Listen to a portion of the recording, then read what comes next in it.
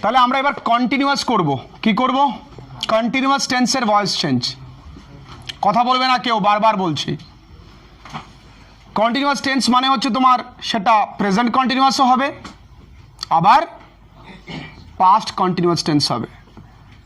যদি একটা উদাহরণ দিই, হি ইজ টেকিং, যদি একটু আগে করলাম আমরা লিড ইন দ্য টিম, এটা present tense. He was taking lead in the team. কিছুই না, প্রেজেন্ট ইনডেফিনিট এবং পাস্ট ইনডেফিনিটের মতনই, শুধু এখানে পার্থক্য কি, এখানে আইএনজি যুক্ত শব্দ আছে, কারণ এটা কন্টিনিউয়াস টেন্স। এটা অতি সহজে বোঝা যায় এটা প্রেজেন্ট টেন্স, অতি সহজে বোঝা যায় এটা পাস্ট টেন্স। আমাদের প্রথম কাজ সেন্টেন্সের মানে বোঝা। সে নেতৃত্ব গ্রহণ করছে তাদের টিমে, সে নেতৃত্ব গ্রহণ করছিল তাদের টিমে। আমরা যেটা মোস্ট প্রবাবলি যেটা ভুল করি সেটা করি গ্রামার সেন্টেন্স পাওয়ার পরপরই আমরা সেটা স্টার্ট সলভিং করি, শুরু করে দিই সলভ করা। আগে মানে বুঝে নাও। তাহলে সে গ্রহণ করছে কি নেতৃত্ব, তাহলে অবজেক্ট কোনটা? রেস্ট পার্ট, এটা কি ভার্ব। তাহলে একই রকমভাবেই এখানে অবজেক্টটা আগে আসবে, লিড আগে আসবে, লিড একটাই, তাহলে কি হবে? ইজ। দেখো এখানে আইএনজি যুক্ত শব্দ আছে, তাই আমাকে এখানে নতুন শব্দ অ্যাড করতে হবে, বিং। টেকের ভিতরি কি? টেকেন, তাহলে টেকের ভিতরি টেকেন, তাহলে লিড ইজ বিং টেকেন। পড়ে থাকা অংশ ইন দ্য টিম, তুমি ইন দ্য টিমটাকে পরেও লিখতে পারো বাই হিম। ক্লিয়ার? কঠিন কিছু আছে এর মধ্যে?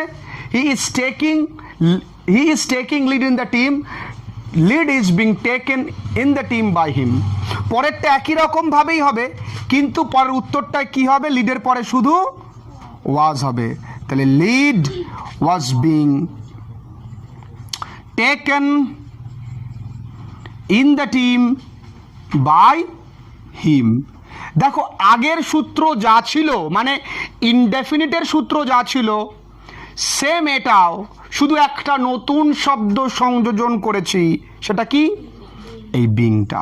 তাহলে আগের সূত্রে আমরা কি লিখেছিলাম? প্রথমে অবজেক্ট। সূত্র মুখস্থ করবো না, সূত্র বলে কিছু হয় না। তারপরে প্রেজেন্ট টেন্সে আমরা কি লিখেছিলাম? অ্যামিজার। পাস্ট টেন্সে আমরা কি লিখেছিলাম? ওয়াজ ওয়্যার।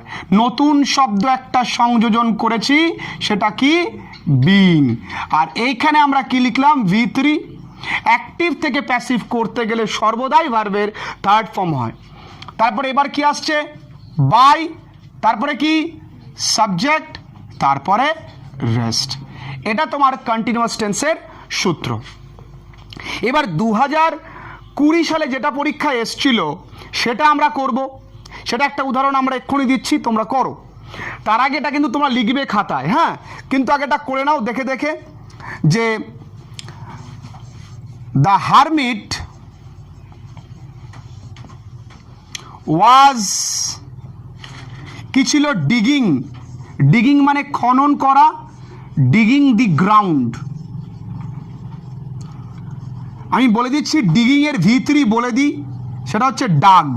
তাহলে এবার করো তোমরা, the hermit was digging the ground. বলো সোনালি উত্তরটা কি হবে? বলো বলো। The ground was being dug by the hermit. Very easy. যদি আমি V3 জানি আর তোমরা তো পরীক্ষায় নোন পাবে, মানে জানা জিনিস পাবে, সেক্ষেত্রে খুব একটা অসুবিধা তোমাদের হবে না। এই পুরো বিষয়টা খাতায় তুলে নাও, তারপরে আরও কিছু প্র্যাকটিস করতে দেব। দেখো তাহলে আমরা কন্টিনিউয়াস করলাম, ইনডেফিনিটের ভিডিও আগে দেওয়া রয়েছে। এবার আমরা করব পারফেক্ট। কি করব? পারফেক্ট। পারফেক্ট মানে প্রেজেন্ট পারফেক্ট, পাস্ট পারফেক্ট, একটু করে আমাদের জানতে হবে ফিউচার পারফেক্টটাও। তাহলে present perfect, past perfect, future perfect. পারফেক্টের সুবিধা কি? পারফেক্টের সুবিধা হলো পারফেক্টে V3 করে দেওয়া থাকে। পারফেক্টে নতুন শব্দ বিন আসে, কন্টিনিউয়াসে নতুন শব্দ কি এসেছিল? বিং। পারফেক্ট নতুন শব্দ কি আসবে? বিন। পারফেক্টের সুবিধা কি? ভার্বের থার্ড ফর্ম যেটা খুব প্রবলেম করে আমাদের সেটা করে দেওয়া থাকে। এবার তিনটে উদাহরণ দিয়ে আমাদেরকে বুঝতে হবে। যদি বলি শি হ্যাজ রিকোয়েস্টেড মি, তাহলে পাস্ট টেন্সে কি হবে? She had requested me. ফিউচারে কেমন হয়? She will have requested me. তাহলে এটা প্রেজেন্ট, এটা পাস্ট, এটা ফিউচার পারফেক্ট। তিনটেতেই সুবিধা কি আছে? তিনটেতেই ভার্বের থার্ড ফর্ম করে দেওয়া আছে, আছে কি না? সে আমাকে অনুরোধ করেছে, সে আমাকে অনুরোধ করেছিল, সে আমাকে অনুরোধ করবেই। আমরা টেন্স বুঝেছি আগের ক্লাসগুলোতে, প্রাইমারিলি আমরা টেন্স বুঝে গেছি। সে তুমি যে ক্লাসে পড়ো না কেন টেন্স তোমার জানতে হবে, আর টেন্সের সঠিক সেন্স থাকলেই তোমার ইংরেজিতে ডেভেলপমেন্ট আসবে। শি হ্যাজ রিকোয়েস্টেড মি, তাহলে এখানে সাবজেক্ট কোনটা? তাহলে প্রত্যেকটাতেই শি সাবজেক্ট, প্রত্যেকটাতেই ভার বসে আছে। কাকে রিকোয়েস্ট করেছিল? এবার তাহলে মিট এই পাশে আসলে কি হবে? আই এর পরে মনে রাখবে আই ইউ এগুলোর পরে সবসময় কি হয়? হ্যাভ হয়। তাছাড়াও হ্যাভ হ্যাজের পারফেক্ট নিয়ম হচ্ছে যদি একজন থাকে, যদি কি থাকে? একজন থাকে তাহলে হ্যাজ হয়, একের বেশি থাকলে কি হয়? হ্যাভ হয়। কিন্তু ব্যতিক্রম কি? আই এবং ইউ, কারণ ইউ মানে তুমিও হয়, ইউ মানে আবার তোমরাও হয়, আর উই মানে তো আমরাই। তাছাড়াও যদি অ্যাকর্ডিং টু গ্রামার বলতে হয় তাহলে এভাবে বলতে হয় যে ফার্স্ট পারসন এবং তোমার সেকেন্ড পারসনে সর্বদা কি হয়? হ্যাভ হয়, আর থার্ড পারসন সিঙ্গুলার হলেই হ্যাজ হবে। কঠিন লাগলো বিষয়টা? সহজ করে এইটা একজন থাকলে বাবা হ্যাজ, একের বেশি থাকলে হ্যাভ, কারণ হ্যাভ লিখতে অ্যালফাবেট বেশি লাগে, তাহলে বেশি হলে হ্যাভ। তাহলে আই ব্যতিক্রম, আয়ের পরে কি হচ্ছে? হ্যাভ। শুধুমাত্র কিন্তু প্রেজেন্ট টেন্সেই এটা হবে, মানে যে বাক্যে হ্যাভ হ্যাজ থাকবে, যদি হ্যাড থাকে তো পাস্ট টেন্স আমার ভাবতে হবে না। তাহলে আয়ের পরে কি হলো? নতুন শব্দ কি বসবে? বিন। ভার্বের থার্ড ফর্ম রয়েছে, তাহলে কি হবে? Requested by her. কঠিন? দ্বিতীয়টা কি হবে? আই, এই হ্যাভের জায়গায় কি? হ্যাড, কারণ এখানে হ্যাড থাকলে হ্যাডই বসে যাবে। I had been requested by her. তৃতীয়টা কি হবে? মিট এই পাশে আসলে কি হবে? আই। আয়ের পরে উইল হয় না শ্যাল হয়? আয়ের পরে শ্যাল হয়, আয়ের পরে শ্যাল হয়। মনে রাখবে শ্যাল কোথায় বসে? শ্যালটা কোথায় বসে? শ্যাল বসে তোমার আই উই এই দুই জায়গায় কি বসে? শ্যাল বসে। আর আমি আমরা কোন কোন পারসন? আমি আমরা হচ্ছে সবসময় ফার্স্ট পারসন। কোন পারসন? First person. ফার্স্ট পারসনের বাংলা কি? প্রথম পুরুষ না, উত্তম পুরুষ। ফার্স্ট পারসন মানে উত্তম পুরুষ। তাহলে আই আর উইর পরে কি হয়? শ্যাল হয়। তাহলে এখানে আয়ের পরে কি হবে? শ্যাল। এইটুকুন জিনিস তোমাকে মাইনিউটলি মাথায় রাখতে হবে, এইখানেই তোমার পরীক্ষায় জটিলতা বা ভুলটা হয়। তাহলে আই শ্যাল হ্যাভ যা আছে তাই বসবে, এইখানে কিন্তু কোনো কিছু পরিবর্তন হবে না। সবসময় ভার্বের পাশে যেটা থাকে সাবজেক্টের পাশে সেই ভার্বটা নিয়ে আমাকে ভাবতে হয়। এখানে হ্যাভ আছে তো হ্যাভ বসে যাবে। এবার হ্যাভ বসলে কি বসছে? বিন। ভার্বের থার্ড ফর্ম কি? Requested by her. তাহলে প্রথম দুটোর সূত্র ইজিলি লেখা যাচ্ছে। প্রথম দুটোর সূত্র কিভাবে লিখব? একটু ওপরেরটা মুছে নিই, আশা করি তোমরা লিখে নিয়েছো। প্রথম দুটোর সূত্র প্রথমে কি? অবজেক্ট। তারপরে প্রেজেন্ট টেন্সে কি? হ্যাভ অথবা হ্যাজ। পাস্ট টেন্সে কি? হ্যাড। তারপরে কি? বিন। তারপরে কি? ভার্বের থার্ড ফর্ম। তারপরে বাই, তারপরে সাবজেক্ট, তারপরে রেস্ট। ফিউচারের সূত্রটা একটু আলাদা। অবজেক্ট লেখার পরে তোমাকে দেখতে হয় যে শ্যাল অথবা উইল।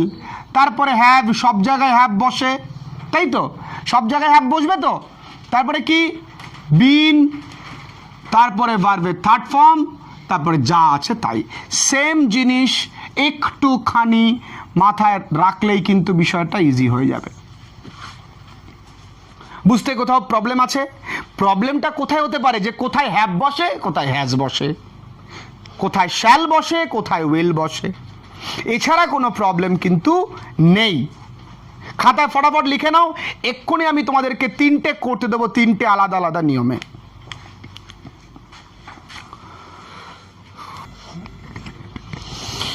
দেখো কটা করতে দিই তোমাদেরকে কাজ। যদি এরকম থাকে, আই হ্যাভ প্রমিসড ইউ, এখানে তো V3 নিয়ে তোমাকে ভাবতে হবে না। You had observed the fact, I shall have done it. করো, এই 3টে করো। I have promised you, you had observed the fact, I shall have done it. প্রথমটা সায়ন বলবে, I have promised you, কি হবে? You have been promised by me. You have been promised by me. তাহলে প্রথমের উত্তরটা কি দাঁড়ালো? You have been promised by me. এর পরের উত্তরটা সোনালী বলবে, the fact had been observed by you. এরপরে পূজা বলবে, বলো, ইট, ইটের পরে শ্যাল হয় না, এর পরে উইল হয়। It will have been done by me. এই জায়গাটাই প্রবলেম। ভুল করলে ভয় পাবার কিচ্ছু নেই। তুই যে ভুলটা করেছিস, এটার পরেও শ্যাল তুই যে বললি, এখানে তুই ভুল করলি তার মানে ভয় পেয়ে গেলাম তা নয়। তুই ইটের পরে উইল বললি বলেই তুই শিখতে পারলি, ইটের পরে শ্যাল বলেছিস বলেই যেটার পরে উইল হয়। তাহলে একবার রিমাইন্ড করে নে যে শ্যাল কোথায় বসে। আই আর উইর পরে শ্যাল বসে, সবসময় মনে রাখবি, আমি লিখেও দিয়েছি। যেন একটা ভুল করতেই পারিস, কিন্তু পরের বার যেন সেই ভুলটা রিপিট না হয়। তাহলে দ্বিতীয়বার ভুলটা করলে ভুলটা অভ্যাসে পরিণত হয়ে যাবে। বুঝতে পেরেছিস? ক্লিয়ার? তাহলে উদাহরণ সহযোগে আজকে এই 3টে নিয়মই থাকুক।